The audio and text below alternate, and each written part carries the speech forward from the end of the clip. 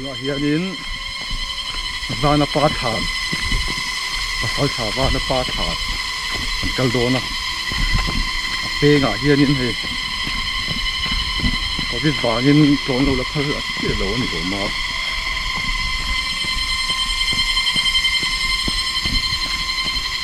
vana pa than chu pom lo ve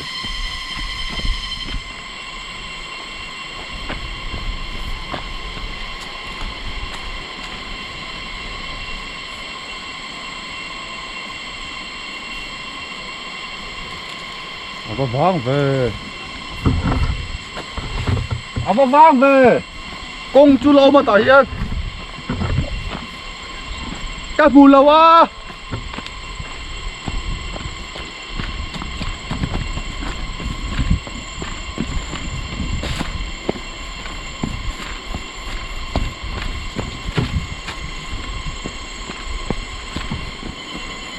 có dễ chim phát đi lọ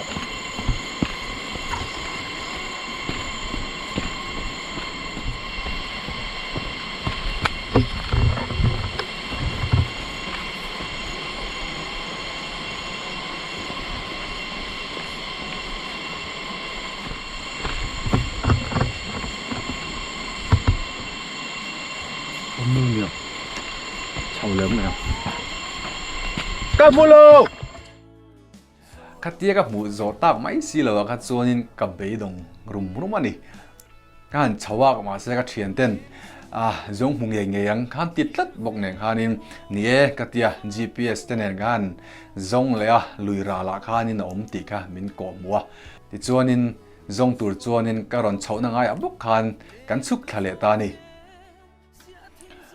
ole ti chuan kan sut thla zela hein muang hianin bu hmuna kan oma heta thla te kan laka video te han su zoi zoi nu hianin lui lampang pan chuan kan kal le ta ni khai lùi ca là ngay ạ hey cần dai vào tập ơi cả bùn tập tốt này đi các thầy nó cả uy bọc kia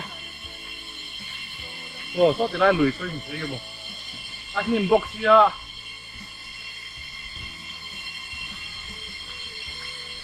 và nó thàn đó anh cả chính nó sao cái tiếng như gì à quên đi rong mò ai mới sẽ rong in anh lâu xây à thì ra trong tôi in có cái gì sẽ thổi về đó này nãy khóc mày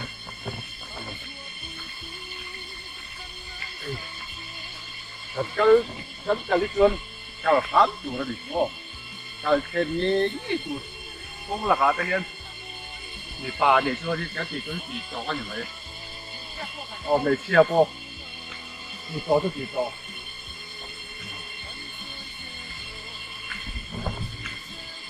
Hay ha. Đúng anh đúng rồi.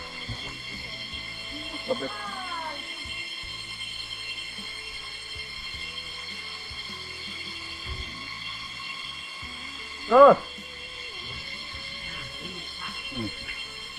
Hay Hàn Lũng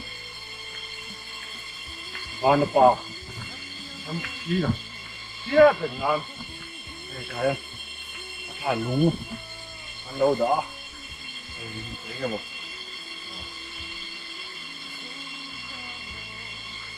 háo tắc khóc vậy ở Việt trên cả hai Lũng này Hàn hổ từ Nam em mà hiện tại là long của long gì vậy? Hàn anh thấy là mình chút cái đó đi thế rồi. Hàn à tôi đang lưu thông ta đi. Đặc biệt tầm bốc á, tôi đi qua hung đồng, lấy tiền ra, thu vào Hàn, mặc tắc dọc rồi không gì, và nó phá, đúng không? Hai một cái như vậy.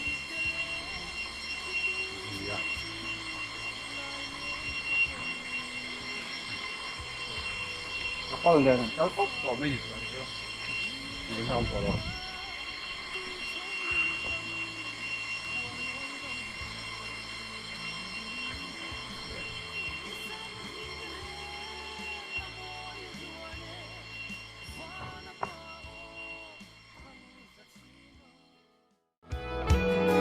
Zaleng zinga ang chua pui tu kan ngai sang che kan chuang ber che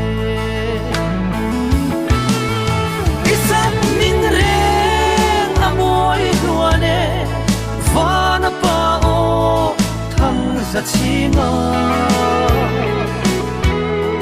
kan choi zel do kan shil zel